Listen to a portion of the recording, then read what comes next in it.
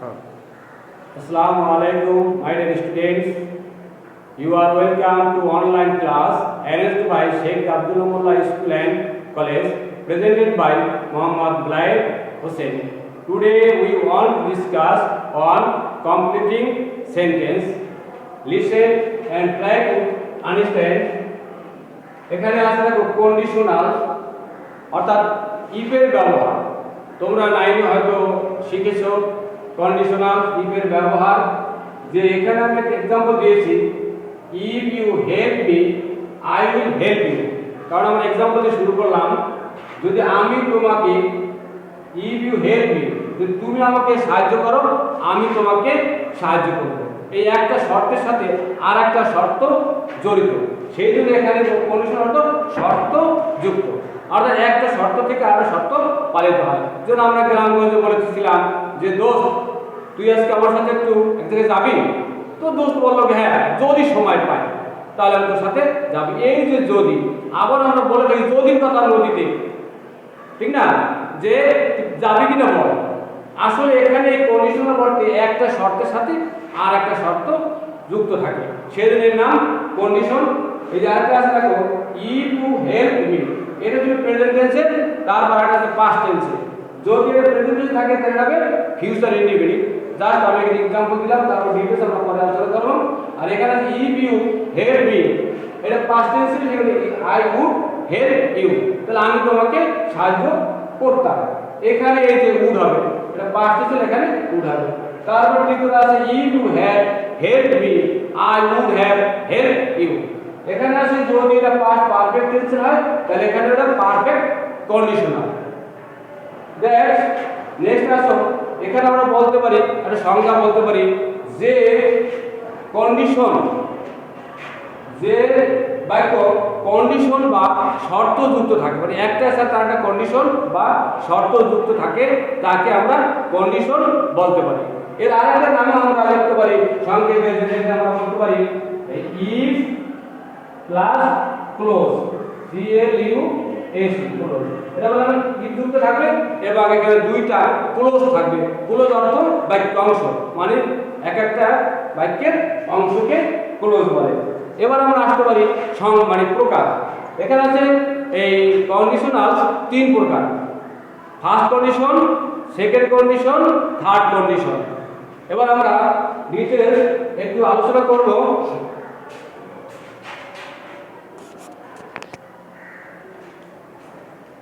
আচ্ছা, look at the board. এখানে আমরা এই ফার্স্ট কন্ডিশন নামে প্রথমে আলোচনা করব। যে ফার্স্ট কন্ডিশনে আমরা লিখেছি, স্ট্রাকচার লিখেছি E plus present plus future, আর অর দিয়ে লিখেছি future plus E plus present. এর দ্বারা বোঝাচ্ছে ইফ দ্বারা কোনো সেন্টেন্স যুক্ত হলে প্রথম ক্লোজটি যদি প্রেজেন্ট ইনডিফিনিট থাকে বা প্রেজেন্ট টেন্সে থাকে বা প্রেজেন্ট পারফেক্ট টেন্সে থাকে, দ্বিতীয় ক্লোজটাকে করতে হবে ফিউচার ইনডিফিনিট। সেজন্য এখানে লিখেছি E plus present plus future. এখানে ইফ দ্বারা শর্ত হলো ইফ দ্বারা ক্লোজটি যুক্ত হতে হবে, তারপরে এখানে দুইটা ক্লোজ থাকবে, একটা থাকবে প্রিন্সিপাল ক্লোজ আর একটা থাকবে সাবঅর্ডিনেটিং ক্লোজ। এখন তোমাদের এই ক্লোজ সম্পর্কে একটু ধারণা থাকা দরকার। সে হলো ক্লোজ অর্থাৎ বাক্য অংশ। এক একটা বাক্যের বড় বৃহত্তর বাক্যের বিভিন্ন অংশ থাকে, তাকে আমরা ক্লোজ বলি।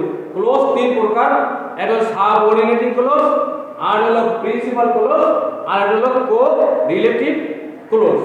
আচ্ছা, এখন আমাদের এই কমপ্লিট সেন্টেন্স করতে বিশেষ করে আমাদের সাব প্রিন্সিপাল ক্লোজ আর সাবঅর্ডিনেট ক্লোজ থেকে আমাদের বেশি এসে থাকে। তাহলে জানতে হবে প্রিন্সিপাল ক্লোজটা কি। যে মূল সেন্টেন্স থেকে যদি কোনো সেন্টেন্সকে আলাদা করার পরে স্বাধীনভাবে অর্থ প্রকাশ করতে পারে, সে হবে প্রিন্সিপাল ক্লোজ। আর তারপরে সাবঅর্ডিনেটিভ ক্লোজ কে বলে, আবার যে ক্লোজকে মেইন সেন্টেন্স থেকে আলাদা করার পরে স্বাধীনভাবে অর্থ প্রকাশ করতে পারে না, তাকে বলে সাবঅর্ডিনেটিং ক্লোজ। তো এখানে ইফের ব্যবহারের ভিতরে একটা প্রিন্সিপাল ক্লোজ থাকবে আর একটা সাবঅর্ডিনেটিং ক্লোজ থাকবে। তবে তোমাদের অনেক সময় ট্যাগ কোশ্চেনও কিন্তু প্রিন্সিপাল ক্লোজ দিয়া মানে ট্যাগ কোশ্চেন আসে, সেই ক্ষেত্রে তোমাদের একটু চেনার জন্য আমি সহজ করে বলছি যে কনজাংশনের সাথে যে সেন্টেন্সটা যুক্ত থাকবে সেটা হবে সেটা হবে সাবঅর্ডিনেট ক্লজ এবং তার পরটা হবে সাবঅর্ডিনেট ক্লজ না প্রিন্সিপাল ক্লজ। আবার এখানে উল্টো ভাবে এটা করা যায়, ফিউচার এবং মাঝখানে হবে ইফ এবং তারপর থাকবে প্রেজেন্ট। লুক এট মি, যেমন আমরা লিখতে পারি ইফ, এটাকে ইজি দিলাম, if you study attentively,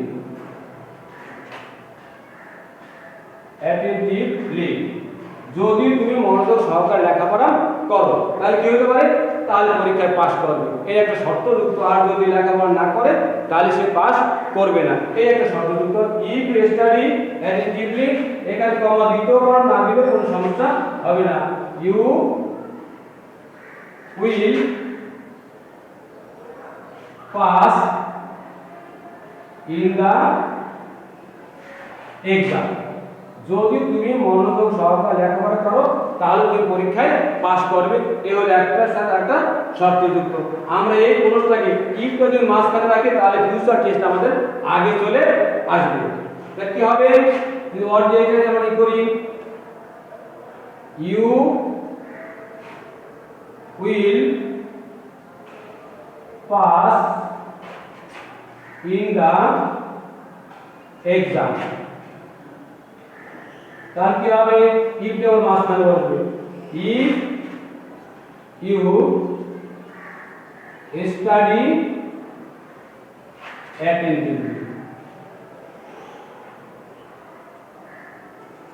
attentively, এর শর্তযুক্ত। যদি ইফটা মাঝখানে থাকে তাহলে আমরা ফিউচার টেস্ট আগে বসবে আর প্রেজেন্টটা পরে বসবে। তোমাদের আরো ভালোভাবে বুঝাই, সেটা হলো যে ইফ দ্বারা যদি কোনো সেন্টেন্স যুক্ত হয়, যে কোনো একটা যদি প্রেজেন্ট টেন্স হয় তার পরটা হবে ফিউচার ইনডিফিনিট। আবার যদি একটা সেন্টেন্স ফিউচার ইনডিফিনিট হয় তাহলে পরটা হবে প্রেজেন্ট ইনডিফিনিট। এ হলো শর্ত যুক্ত। আবার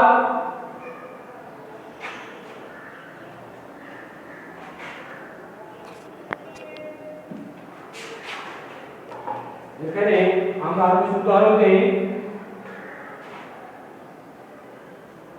যেমন আছে ইফ ইট রেইন, যদি বৃষ্টি হয় তাহলে এর সাথে কি শর্ত আসতে পারে, তাহলে আমরা বাড়িতে থাকবো বা স্কুলে যাব না, অফিসে যাব না বা বাইরে যাব না, সেটা হবে এভাবে, কি হবে,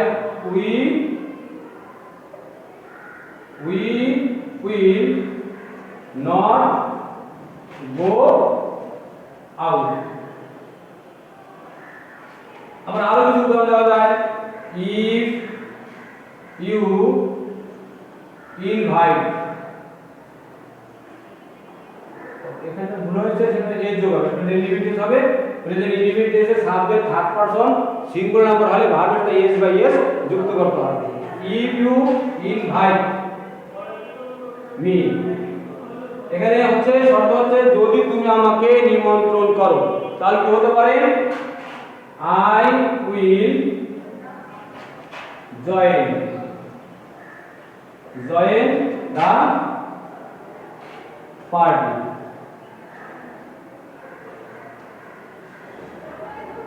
join the party। এই হলো একটার সাথে আরেকটা শর্তযুক্ত। আরো কিছু আমাদের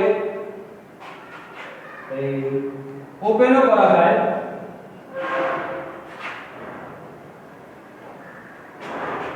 ওপেন কন্ডিশনাল মানে আমরা তো ইফ এর ব্যবহারটা প্রথমটা প্রেজেন্ট ইনডিফিনিট পরে ফিউচার ইনডিফিনিট করছি, এভাবে ওপেনও করা যায়। ওপেনে বিভিন্ন নিয়ম আছে, যে ক্যান ব্যবহার করা যায়, যুক্তিসঙ্গত শুড ব্যবহার করা যায়, মে ব্যবহার করা যায়। Let's give some example. If you want to succeed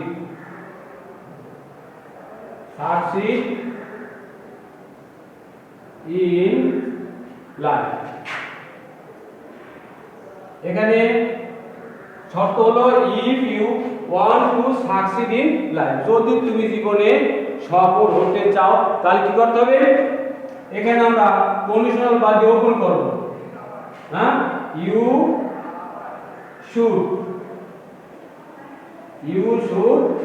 work hard, তাহলে তোমাকে কঠোর পরিশ্রম করতে হবে। এভাবে আমরা ওপেন কন্ডিশনালও করতে পারি। তাহলে আরেকটা বলতে এখানে if the weather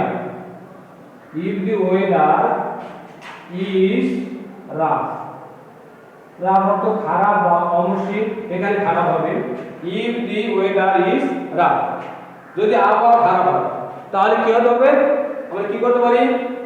we can দিতে পারি, should দিতে পারি, may দিতে পারি। if the weather is rough, we should stay at home। কি হলো? if the weather is rough, we should stay at home। যদি আবহাওয়া খারাপ হয় তাহলে আমাদের বাড়িতে থাকাটাই উচিত। বা we cannot, এখানে আমরা দিতে পারতাম we cannot go out, বা they cannot go to sea, এটা আমরা দিতে পারি we cannot go out। এই একটা সেন্টেন্স দিয়ে আমরা বলতে if the weather is rough, we cannot go out, তাহলে আমরা বাইরে যেতে পারবো না।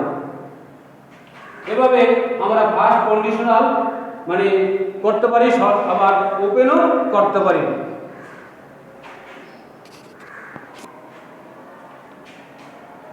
আচ্ছা, লিসেন টু মি अगेन। এখানে আমরা লিখেছি ফার্স্ট কন্ডিশনাল পর আসে সেকেন্ড কন্ডিশনাল। সেকেন্ড কন্ডিশনালও ইফ দ্বারা যুক্ত হবে এবং প্রথম ক্লজটা পাস্ট ইনডিফিনিট হবে, দ্বিতীয় ক্লজটা হবে পাস্ট কন্ডিশনাল।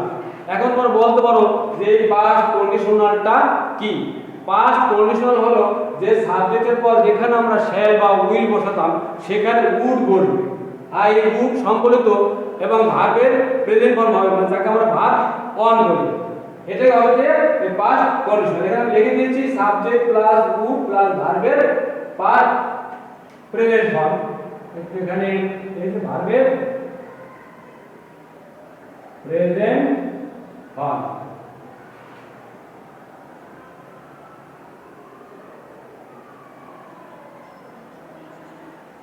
আচ্ছা, তাহলে হবে কি ইফ প্লাস পাস্ট কন্ডিশনাল, অর্থাৎ এখানে ইফ দ্বারা যুক্ত হবে এবং প্রথম ভার্বটা পাস্ট ইনডিফিনিট হতে হবে এবং দ্বিতীয় সেন্টেন্সে সাবজেক্টের পর উড বসবে অথবা কুড বা মাইট, একই অর্থ প্রকাশ করে। তোমরা যে কোনো একটা বসাতে পারবে। আমি এখানে শুধু উড লিখেছি, তার ভার্বের প্রেজেন্ট ফর্ম হবে। যেমন এক্সাম্পল দেই,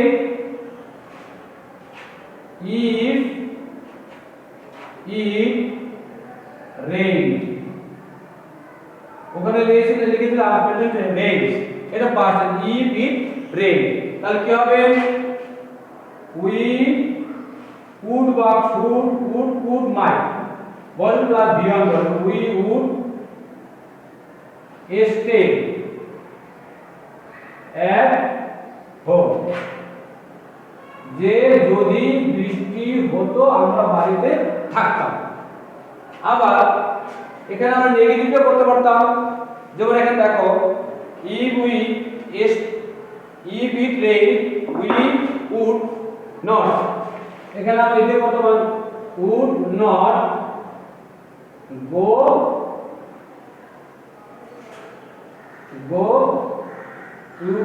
out। যদি বৃষ্টি হতো তাহলে আমরা বাড়ি যেতাম না। আবার এটা যদি এভাবে থাকতো we would prosper, এখানে আমরা ইফটা মাঝখানে দেব if উই, তাহলে এটা কি ছিল উড এর ব্যবহার মানে কন্ডিশন এবার আগে চলে আসছে, সেটা if we would cross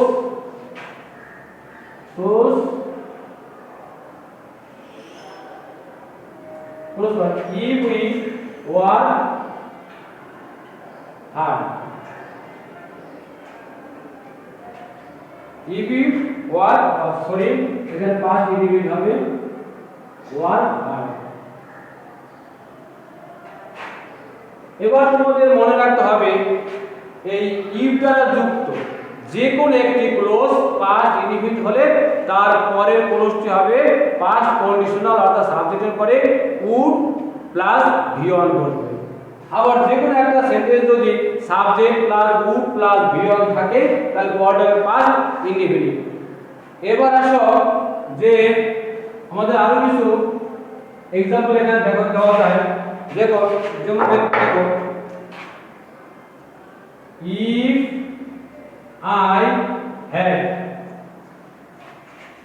if I had enough money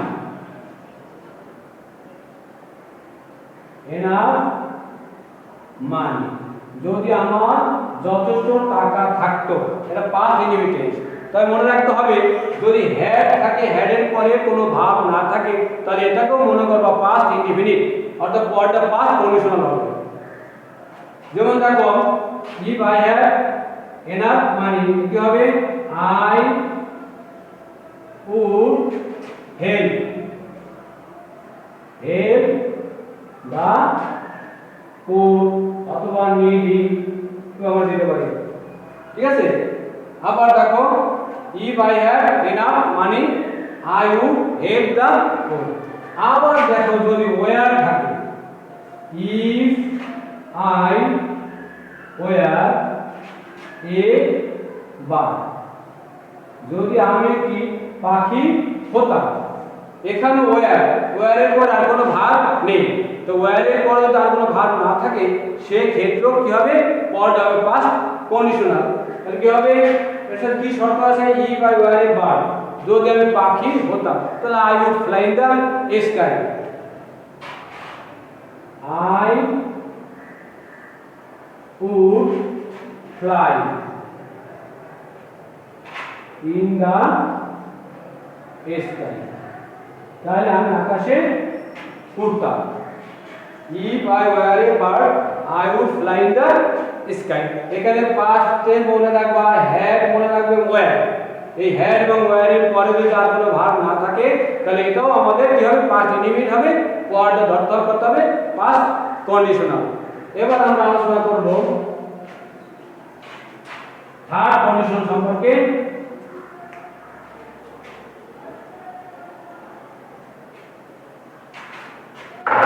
যেমন এটা 3 নম্বর হবে থার্ড কন্ডিশনাল।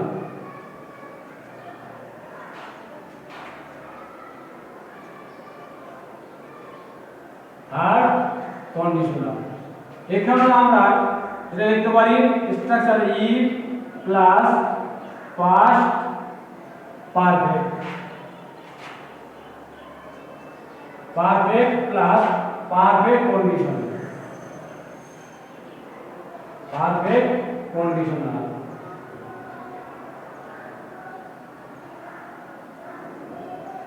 পারফেক্ট কন্ডিশনাল এখানেও পূর্বের মতো আমরা ইফটাকে মাঝখানে রেখে এই পারফেক্ট কন্ডিশনাল শুরু আনতে পারি এবং পরে পাস্ট পারফেক্ট দিতে পারি। পূর্বে বলেছি যে যদি একটা সেন্টেন্স এখানে পাস্ট পারফেক্ট থাকে দ্বিতীয়টা হবে পারফেক্ট কন্ডিশনাল, আবার প্রথমটা যদি থাকে পারফেক্ট কন্ডিশনাল মাঝখানে যদি থাকে ইফ তাহলে দ্বিতীয়টা হবে পাস্ট পারফেক্ট। রিমেম্বার ইফ, এই যে দেখো if plus past perfect condition if you had invited,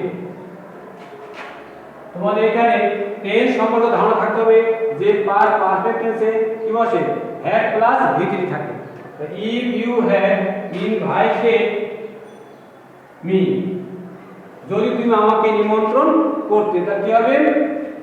I would have, না এখানে হবে কি আই উড হ্যাভ জয়েন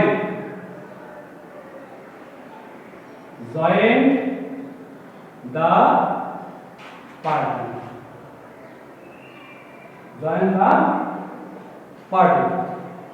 তাহলে এখানে লেখা আছে if you had invited me, যদি তুমি আমাকে নিমন্ত্রণ করতে, এখানে have প্লাস ভিটি আছে। এখন বলতে পারো পারফেক্ট কন্ডিশনালটা কি? পারফেক্ট কন্ডিশনাল হবে সাবজেক্টের পরে would have প্লাস ভিটি থাকবে। কি থাকবে? if would have প্লাস ভিটি থাকলে হবে পারফেক্ট কন্ডিশনাল। তাহলে if you had invited me I would have joined the party। আমি এখানে আরেকটা एग्जांपल দেই, if I had seen you, যদি আমি তোমাকে দেখতাম, তাহলে কি হবে? এখানে I would have বলবো, would have given, would have plus video হবে given the news দিতে পারি, ইনফরমেশন দিতে পারি, given the news।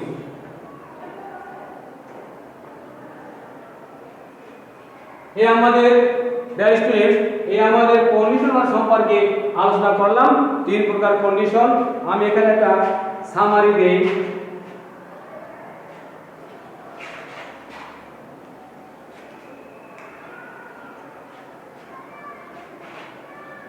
যেমন দেখো, if you come, এটা কি আছে? প্রেজেন্টে আছে।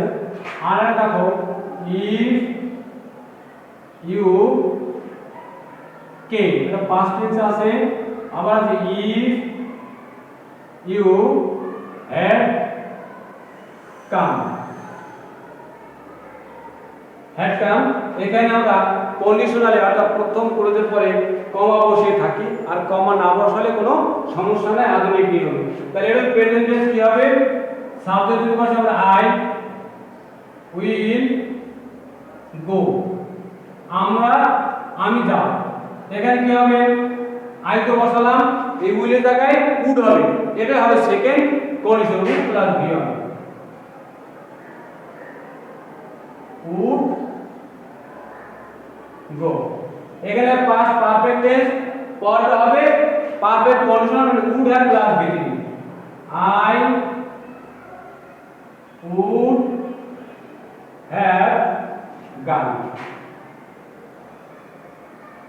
এটা সামারি দিয়ে বুঝিয়ে দিলাম যে প্রেজেন্ট ইনডিফিনিট থাকে, ফিউচার, পাস্ট ইনডিফিনিট, উড, এখানে উড বানাতে একটু মিস্টেক হয়েছে, উড। আর এটা আছে পাস্ট পারফেক্ট আছে, এখানে পারফেক্ট উড হ্যাভ প্লাস ভিটি মানে গান হবে। এবার আমরা আরো কিছু আলোচনা করব যা কন্ডিশনাল সাথে ব্যবহার করা যায়। যেমন তোমরা শুনেছো এখানে আনলেস, এখানে আমরা লিখতে পারি ইউজেস অফ আনলেস। আনলেস এর বাংলা হলো যদি না। তাহলে আমরা এভাবে ব্যবহার করতে পারি ইফ প্লাস নট, এটা হচ্ছে যদি না। এর থেকে স্পষ্ট বোঝা যায় যে এই আনলেস থাকলেও ইফ এর নিয়মই করতে হবে। যেমন লেটস গিভ সাম এক্সাম্পল, ওই উদাহরণটার সাথে আমরা একটু মিল রেখে উদাহরণ সেট করব। আনলেস ইউ ওয়ার্ক হার্ড, যদি তুমি কঠোর পরিশ্রম না করো, এই একটা। আর একটা দেবো আমরা second condition, unless you work hard, আর এটা second condition, unless you have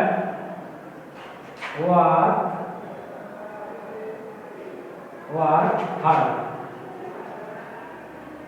আমরা এখানে তিনটা एग्जांपल সেট করেছি, first condition, second condition, third condition. এই আনলেস থাকলেও আমাদের এই কন্ডিশনাল আকারে করা যাবে। তাহলে কি হবে? Unless you work hard. তবে মনে রাখতে হবে আনলেস দ্বারা কোনো সেন্টেন্স যুক্ত করলে সেই সেন্টেন্স নেগেটিভ অর্থ প্রকাশ করে। তাই কোথাও আর নট, এই সেন্টেন্সটা নট বসবে না। তো দ্বিতীয় ক্লজে প্রয়োজন মতো তুমি নট বসাতে পারবে। যেমন unless you work hard you will not prosper in life। যদি তুমি কঠোর পরিশ্রম করো তাহলে তুমি জীবনে উন্নতি করতে পারবে না। এন্ড এই উদাহরণটা আমরা এখানে সেট করব। যেমন এখানে আমরা উড দেব, would not prosper, would not prosper in life। তাহলে আমরা এখানে কি দেব? would have প্লাস ভিটি দেব। এই থার্ড কন্ডিশন আমরা would have প্লাস ভিটি দেব। যেমন unless you have worked hard, তাহলে কি হবে? you would not prosper না,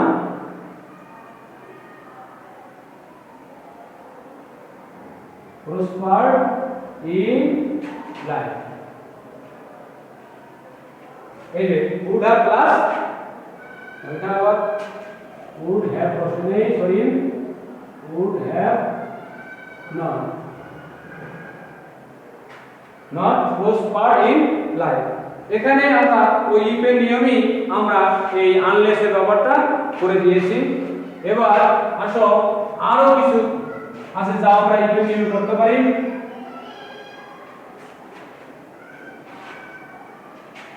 যেমন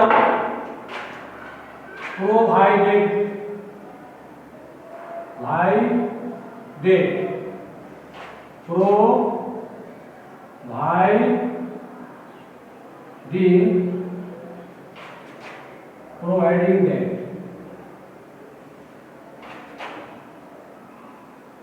providing that তো মনে রাখতে হবে যে এমন একটা কনজাংশন যদি প্রোভাইডেড থাকে প্রোভাইডেড হবে, প্রোভাইডিং থাকলে প্রোভাইডিং হবে, আবার যদি প্রোভাইডিং এর পর দ্যাট থাকে তাহলে দ্যাট বসাতে হবে। আর যদি দ্যাট উল্লেখ না থাকে তাহলে দ্যাট বসানোর দরকার নাই। এটাও আমাদের ইফ এর নিয়মে করতে হবে। এটার অর্থ যদি। তবে একটু পার্থক্য আছে যে ইফ শুরুতে বসতে পারে, মাঝখানেও বসতে পারে, কিন্তু এই প্রোভাইডেড, প্রোভাইডিং দ্যাট এগুলো সবসময় মাঝখানে বসাতে হয়। যেমন একটা উদাহরণ আমি দিই, হি উইল গিভ ইউ দা বুক। এখানে তুমি বলেছিলাম যে এমন একটা বসাই প্রোভাইডিং দ্যাট বসাই বা প্রোভাইডিং বসাই, প্রোভাইডিং বসালাম। এখন হি উইল গিভ ইউ দা বুক, সে তোমাকে বইটি দিবে যদি। তো কি হতে পারে? ইউ রিটার্ন ইন টাইম, যদি তুমি সময় মতো ফেরত দাও। আর এটা হলো ফার্স্ট কন্ডিশনাল। বলছিলাম যে এই ইফ দ্বারা, আনলেস দ্বারা, প্রোভাইডিং দ্যাট দ্বারা কোনো সেন্টেন্স যুক্ত হলে যে কোনো একটা সেন্টেন্স যদি ফিউচার ইনডিফিনিটিভ হয় তার বিপরীত হবে প্রেজেন্ট ইনডিফিনিটিভ। যেমন আরেকটা উদাহরণ দিয়ে থাকি, he would lend you money, সে তোমাকে টাকা ধার দিবে। এবার লেখো প্রোভাইডিং দ্যাট। আমরা এটা কনজাং প্রোভাইডিং ছিল, সেই প্রোভাইডিং গুলো দ্যাট বসাই দেব। যদি দ্যাট দেওয়া থাকে তাহলে আমরা দ্যাট বসাবো। প্রোভাইডিং দ্যাট, সে তোমাকে টাকা ধার দিবে যদি তুমি সময় মতো ফেরত দাও। কি হবে? You return in time. এভাবে আমরা তোমাদের এই ইফ এর ব্যবহার পরীক্ষায় বিভিন্ন জায়গায় আসে, যেমন কমপ্লিটিং সেন্টেন্স আসে, তারপরে চেঞ্জিং সেন্টেন্সও আসে, আবার রাইট কোনো ভার্বের নিয়মও এই ইফ এর ব্যবহার আসে। তোমাদের এই ইফ এর ব্যবহার সম্পর্কে আনলেস এবং প্রোভাইডিং দ্যাট সম্পর্কে ভালো ধারণা অর্জন করতে হবে এবং বেশি বেশি প্র্যাকটিস করতে হবে। That's for all, best of luck.